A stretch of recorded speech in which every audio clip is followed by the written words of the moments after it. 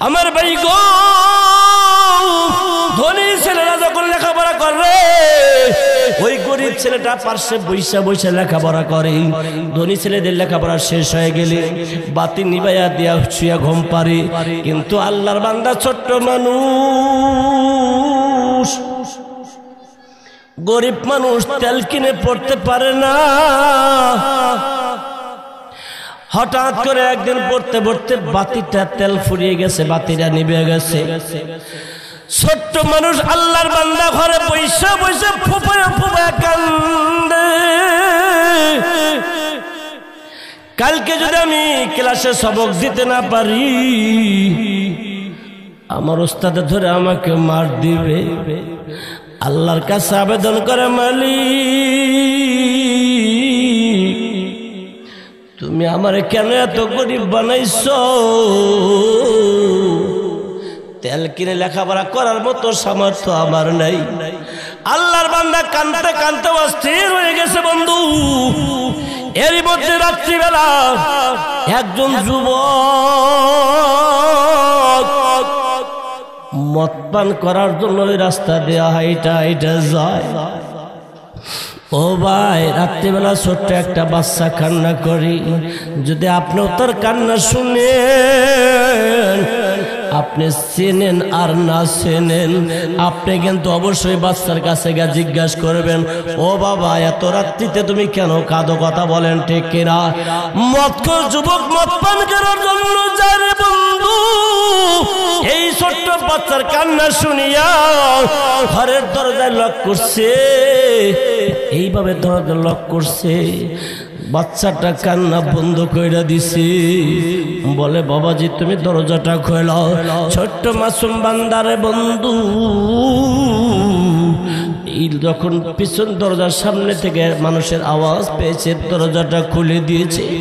মদখোর যুবক বলে, ও ছোট্ট শিশু রে, ও বাবা তুমি কেন কাঁদো? সবাই ঘুমিয়ে পড়েছে, তুমি কেন কাঁদো? ছোট্ট বাচ্চারা বলে, ভাইজান আমি গরিব, আল্লাহর কালাম কোরআনুল কারীম শিখতে বসেছি, পড়তে বসেছি, আল্লাহর কালাম পড়তেছি, কিন্তু ভাইজান কি করব, কাঁদবো না কেন?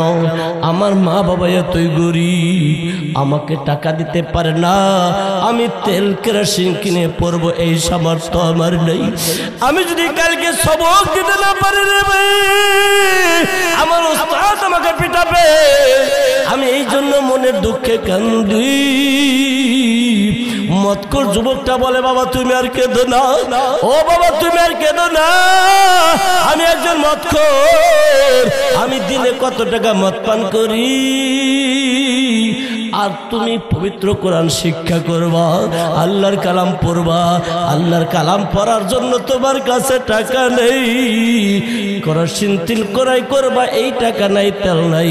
আমি তোমার কাছে কথা দিলাম, আল্লাহর কাছে ওয়াদা করতেছি, আমি আজকে থেকে মদ পান করব না। আমি বাজারে গিয়ে তোমার জন্য এক্ষুনি কেরোসিন তেল কিনে আনবো। বাজারে গিয়ে দোকানদারকে ডাইকে বলে, ভাইজান ও ভাই এক টিন কেরোসিন তেল দাও আমাকে গো ভাই। দোকানদার বলছে, ভাই আপনি এত তেল দিয়ে কি করবেন? আপনি তো মদ পান করেন, আপনি কেরোসিন তেল দিয়ে কি করবেন? আল্লাহর বান্দা বলে, ভাইজান আমি জীবনে বহু পাপ কামাই করেছি, বহু মদ পান করেছি, আজকে থেকে ওয়াদা করেছি রে ভাই আর মদ পান করবো না। যে টাকা দিয়ে মদ কিনা খাইতাম, ওই টাকা দিয়ে একটা গরিব সন্তান দেখে আসলাম, আল্লাহর কালাম কোরআন পড়তে পারে না কেরোসিন তেলের অভাবে। আমি ও দোকানদার ভাই, আমি কথা দিলাম রে ভাই আর কোনোদিন মদ পান করবো না। যে টাকা দিয়ে মদ পান করি, ওই টাকা দিয়ে আমি এই ছেলেটাকে পবিত্র কোরআন শিক্ষার জন্য কেরোসিন তেল কিনা দিব। আল্লাহু আকবার। আমার ভাইজান আল্লাহর বান্দা মদখোর এক তিন কাশিলা নিয়া যুবকটা ওই ছেলেটাকে বলছে, বাবা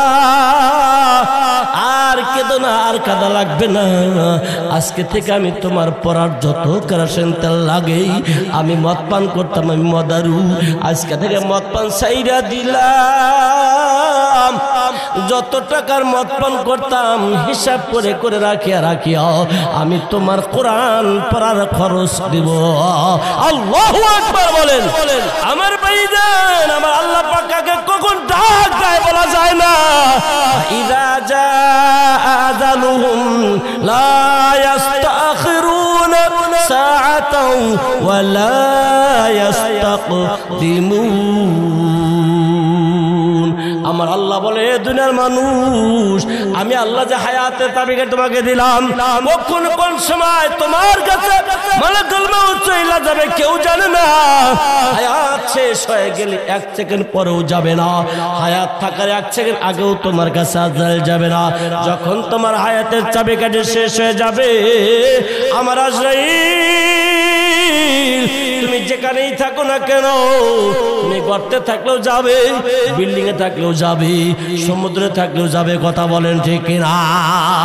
ও ভাইজান, বাদশা সুলাইমান আলাইহিস সালাতু ওয়াস সালাম তার রাজত্বে, তার দরবারে এরকম রাজ দরবার চলছে। 1 বছরে একটা যুবক মানুষের মতো আসিয়া কোনো দিকে লক্ষ্য নাই, যুবকটার দিকে এমন ভাবে তীক্ষ্ণ দৃষ্টি দিয়ে তাকাইছি, চাহনির মধ্যে ভালো মন্দ আছে। কথা বলেন ঠিক কিনা ভাই? এমন তীক্ষ্ণ দৃষ্টি দিয়ে তাকাইছে, আল্লাহর বান্দা ভয়ে কলিজা শুকিয়ে গেছে। তাকায়া ওই লোকটা এখান থেকে উধাও হয়ে গেছে। যুবকটা বলে, পয়গম্বর সুলাইমান, এই যে আপনার দরবারে আসলো আবার চলে গেল, এই লোকটা কি? পয়গম্বর সুলাইমান বলে, এটা হলো আজরাইল, মালাকুল মউত। যুবকটা বলছে, বাদশা নামদার, একে দেখে আমার বড় ভয় লাগছে, আপনি আমাকে মেহেরবানি করিয়া এই জায়গা থেকে হিন্দুস্তানে পৌঁছায়া দান। পয়গম্বর সুলাইমান বাতাসকে হুকুম করলো, এরে বাতাস, আমার চামচা, আমার গুলাম সব সময় আমার হুকুমগুলো মানে আমার কাজ করে। যখন আমার কাছে একটা আবেদন করছে, আমার এই গোলামকে এই মুহূর্তে বাতাস তুমি নিয়ে হিন্দুস্তানে পৌঁছায়া দাও। এ বন্ধু, হিন্দুস্তানে বাতাস যেই মাত্র নামাইছে, আল্লাহর ফেরেশতা মালাকুল মউত খপ কইরা দইরা ফালাইছে। আমার আল্লাহ আগেই জানা দিছে, কুল্লু নাফসিন যায়িকাতুল মউত, এমন কোন প্রাণী নাই যাদের মৃত্যু নাই। কথা বলেন ঠিক কিনা? যত প্রাণী আছে সবারই মৃত্যু আছে ভাই। এ বন্ধু, তার জীবনটা নেওয়ার পরে আজরাইল আবার নবী সুলাইমানের বাড়ি আইছে। আল্লাহর পয়গম্বর সুলাইমান ডাক দিয়ে বলে, হে আজরাইল, তুমি ওই যুবকটার দিকে এমন ভাবে তাকাইলা কেন? আজরাইল বলে, নবী গো, কি করব, আমার আল্লাহ হুকুম করে পাঠাইছি এই যুবকটাকে হিন্দুস্তানে জান কবজা করবা। আমি আয়া দেখি আপনার বাড়িতে বাইতুল মাকদাসের পাশে অনেক দূরে রাস্তা। আমি ভাবতে লাগলাম কেমনে ওকে হিন্দুস্তানে মারবো। আল্লাহ হুকুম করছে হিন্দুস্তানে জান কবজা করার জন্য। আয়া দেখি আপনার বাড়িতে রয়েছে, এই জন্য এমন তীক্ষ্ণ দৃষ্টি দিলাম। যুবকটা ভয়ে আপনাকে বলছে, আপনি বাতাসকে হুকুম করছেন, বাতাস যখন হিন্দুস্তানের মাটিতে পৌঁছায় দিছে, সঙ্গে সঙ্গে আমি তার জানটা কবজা করলাম। এ বন্ধু, আমরা বসে আছি এই জায়গায়, এখান থেকে যাইতে পারবো কোনো গ্যারান্টি আছে নাকি ভাই? আহা, মরণ এমন একটা জিনিস, মরণের হাত থেকে বাঁচার কারোর কোনো কায়দা। মরণের কথা মানুষ স্মরণ করনা, আজরাইল আসিলে কারোর কৈফিয়ত চলবে না। কথা কও ঠিক কিনা? মরণের কথা মানুষ, মরণের কথা মানুষ স্মরণ করনা, আজরাইল আসিলে কারোর বাধা মানবে না, আজরাইল আসিলে কারোর কৈফিয়ত চলবে না। সে তো নামে আজরাইল, হুকুম পাইলে এক সেকেন্ডে সামনে হাজির।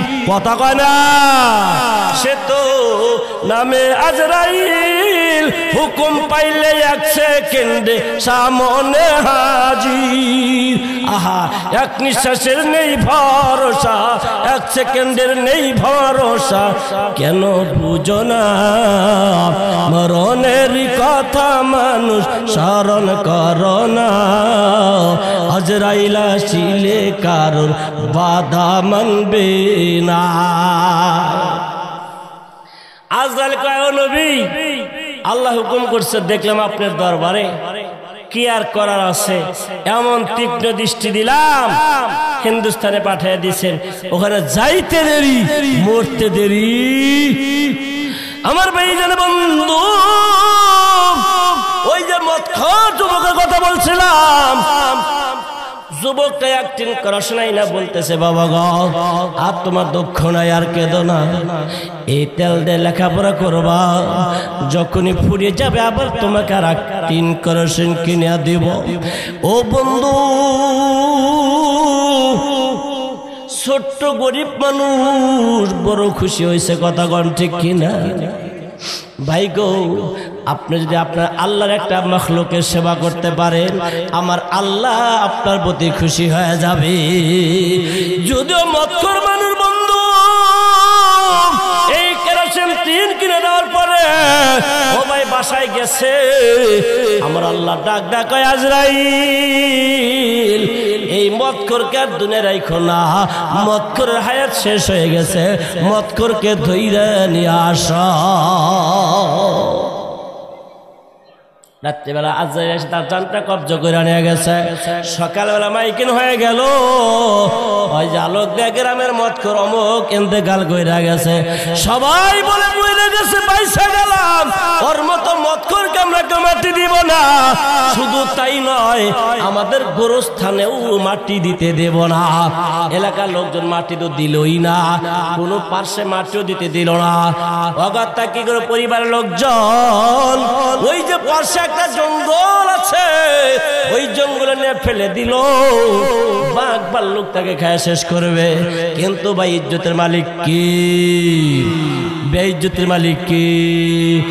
বাঘ ভাল্লুক তো দূরের কথা, আল্লাহর কালাম মোহাব্বত কইরা আল্লাহর কোরআন শেখার জন্য একদিন কেরোসিন দেওয়ার কারণে তামাম পৃথিবী, তামাম দুনিয়ার জীবনে যত পাপ করেছে বন্ধু, যত অপরাধ করেছে, যত গুনার কাজ করেছে, আমার আল্লাহ এত খুশি হয়ে গেছে, আমার আল্লাহ পাক ওর সব গুনাহ মাফ কইরা দিছে।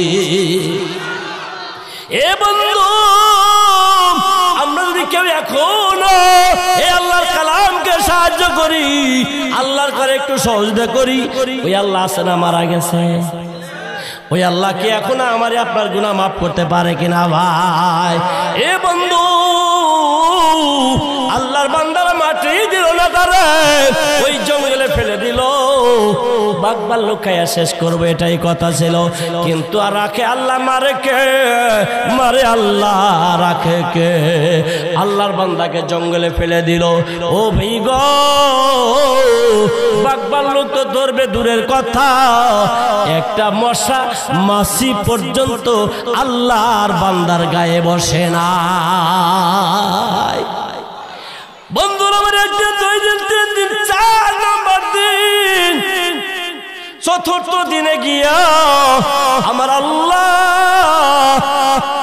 ওরে মাফ করছে, আল্লাহ ওয়ালা হয়ে গেছে। আল্লাহু ওয়ালিউল্লাযিনা আমানু, যারা আল্লাহর ওলি হয় আমার আল্লাহ পাক তাদের বন্ধু বানায়া নেয়। আল্লাহর বন্ধু দুনিয়ার মধ্যে মৃত্যু অবস্থায় উপরে থাকবে না, হতে পারে।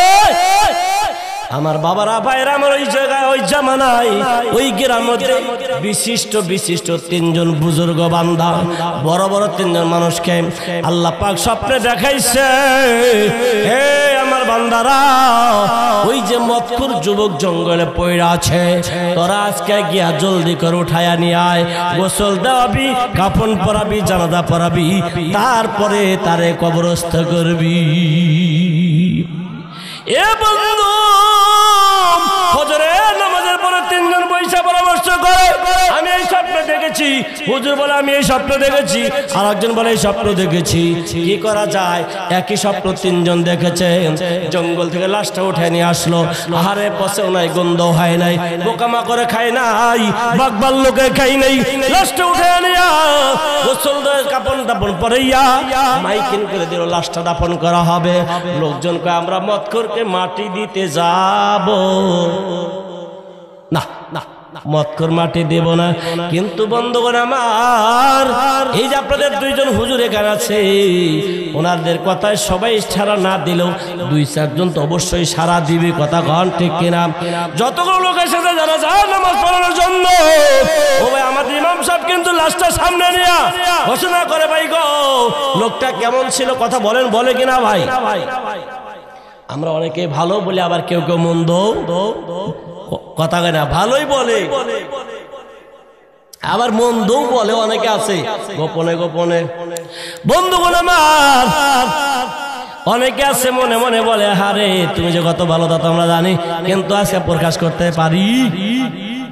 ও ভাইজান, আমার ইমাম সাহেব বলছে, ভাইজান এই লোকটা মদখোর ছিল, সব ঠিক আছে, কিন্তু লোকটা কি জীবনে একটা ভালো কাজও করে নাই?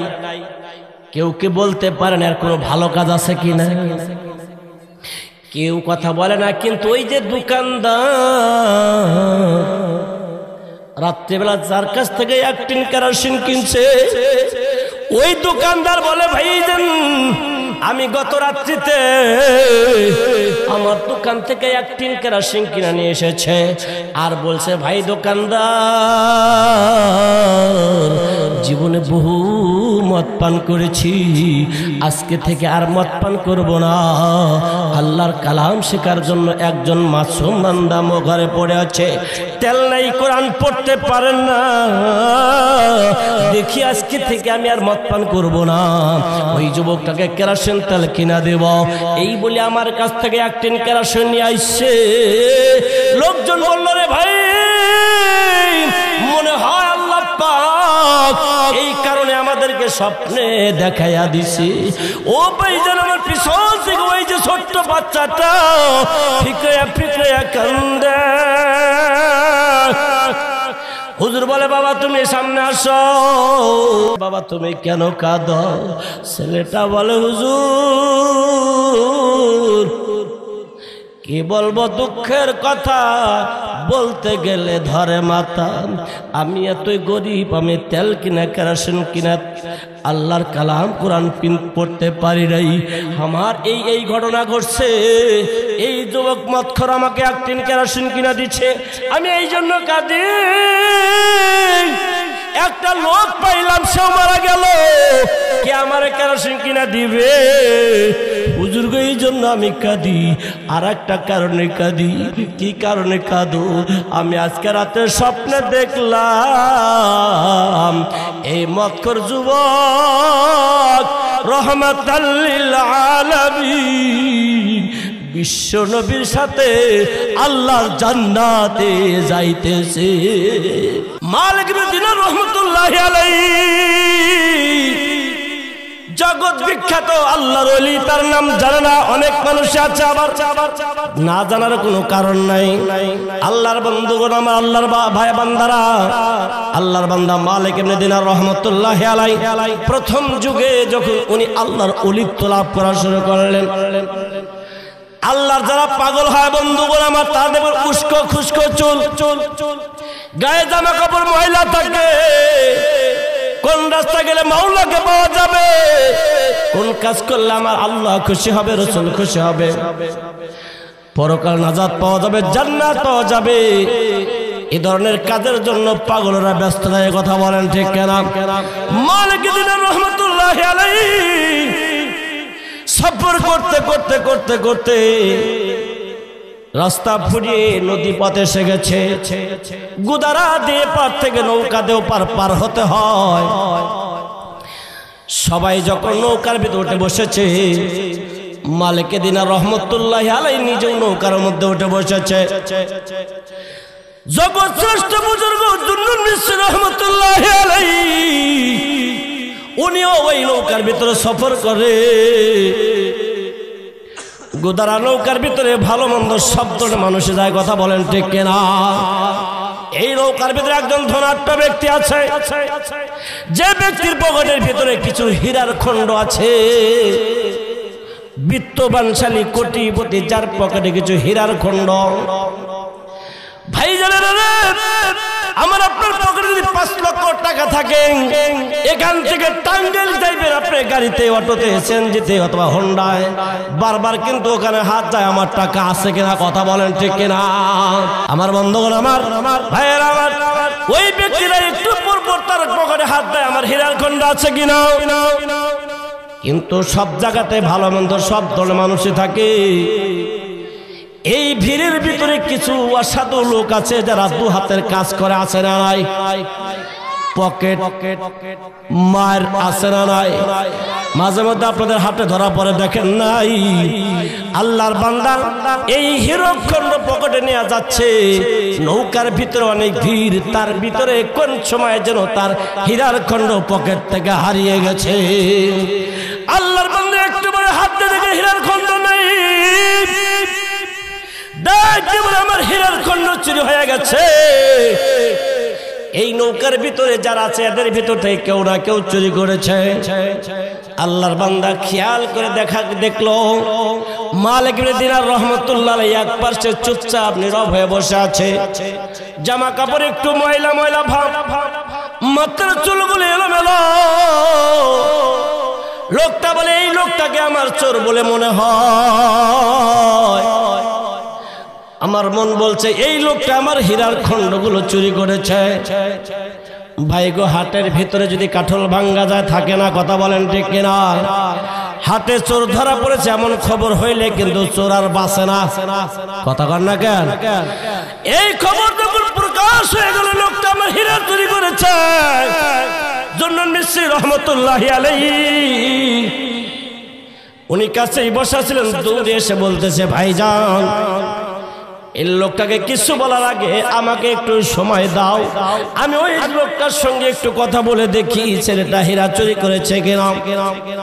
জুন্নুন মিসরি রহমতুল্লাহি আলাইহি মালিক দিনারের কাছে গিয়ে বলতেছে, ভাইজান তোমার দ্বারা যদি কোনো ভুল ত্রুটি হয়ে থাকে, যদি এই চেয়ারম্যান সাহেবের হীরার খণ্ড চুরি করে থাকো, হীরক খণ্ডগুলো আমাকে দিয়ে দাও, আমি তাকে দিয়ে দেই, কোনো কথা হবে না। কিতাবের মধ্যে লেখে, বন্ধু অত ইজ্জু মান তাশা অত জিল্লু মান তাশা, ইজ্জত দেওয়ার মালিক কে? আরো জোরে বলেন কে? বেইজ্জতি করার মালিক কি?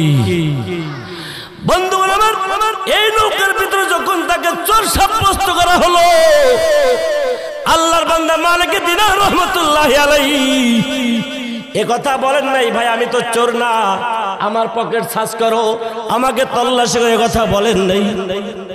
আল্লাহর বান্দা কিতাবে লেখে, রে ভাই আস্তে করে মাথাটা উপরের দিকে তাকাইছে, মালিকের তারসে মোল্লার দিকে মাথাটা উঠাইয়া মালিকের সাথে কি যেন কথা বলছে বন্ধু। মালিকের সাথে কথা বলা শেষ হতে না হতেই নৌকার চতুর্দিকে অসংখ্য বড় বড় মাছগুলো ভেসে উঠেছে। এক একটা মাছের মুখের ভিতরে এক একটা বড় বড় হীরার খণ্ড। আল্লাহু আকবার বলো। আমার ভাইজানেরা, বন্ধুরা আমার, এক একটা মাছের মুখের ভিতরে বড় বড় এক একটা হীরার খণ্ড। মালিক দিনার রহমতুল্লাহি আলাইহি নিজে হাত দিয়ে একটা মাছের মুখ থেকে একটা হীরার খণ্ড এইভাবে নিলেন।